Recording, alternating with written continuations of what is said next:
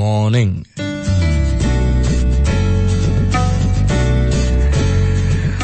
આવતીકાલે આપણે ફરી એકવાર તિરંગો લહેરાવીશું. આપણી ગાડી કોઈ 4 રસ્તે રેડ સિગ્નલ પર રોકાશે. સિગ્નલની લાઇટ ગ્રીન થવાની રાહ જોતા હોઈશું અને એ જ ટાઈમે કોઈ ગરીબ બાળક તિરંગો વેચતો જોવા મળશે. એટલે આપણે પ્લાસ્ટિકનો તિરંગો ખરીદી લઈશું, કારમાં 2 દિવસ રાખીશું અને 15 ઓગસ્ટ પૂરી એટલે વાર્તા પૂરી. શું આપણે ખરા અર્થમાં આઝાદ છીએ? આપણે ખરા અર્થમાં સ્વતંત્ર છીએ? આજની તારીખે જ્ઞાતિવાદ, જાતિવાદ, પ્રાંતવાદ એને આધારે ચૂંટણીના સમીકરણ નક્કી થાય છે. તમે જો દરેક ઇલેક્શન 2017માં ધર્મ, જાતિ, જ્ઞાતિ કે રિજનના નામે લડાય છે.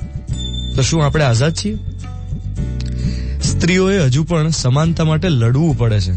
સમાનતા તો દૂર, સુરક્ષા મળતી નથી. એકલી રાત્રે બહાર નીકળે તો એનો જ વાંક. તો શું આપણે આઝાદ છીએ? વીઆઈપી ટ્રીટમેન્ટ એના તોર તરીકા હજુય છે જ.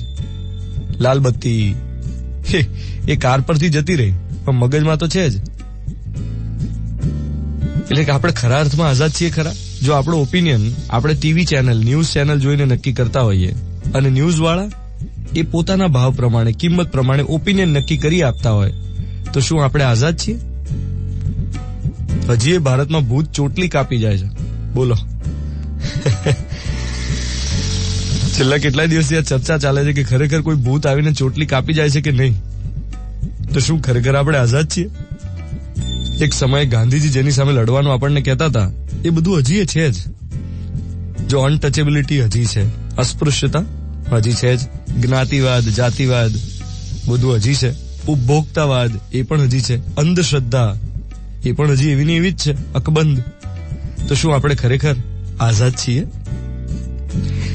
આ સવાલ સાથે આજની શરૂઆત કરવા જઈ રહ્યો છું. આઈ નો તમે વેકેશન મૂડમાં છો, કારણ કે ગઈકાલે રવિવાર, આવતીકાલે પાછી રજા, એટલે આજે જે સેન્ડવિચ દિવસ છે એમાંય તમે તો મજા જ લેવાના છો. પણ આ બધાની વચ્ચે એક વિચાર સાથે દિવસની શરૂઆત કરીએ કે શું આપણે આઝાદ છીએ? 7:15 થઈ રહ્યા છે. મિર્ચી 98.3, સોમવારની સવાર 14 ઓગસ્ટ 2017. હું છું ધ્વનિત તમારી સાથે. Good morning my dear.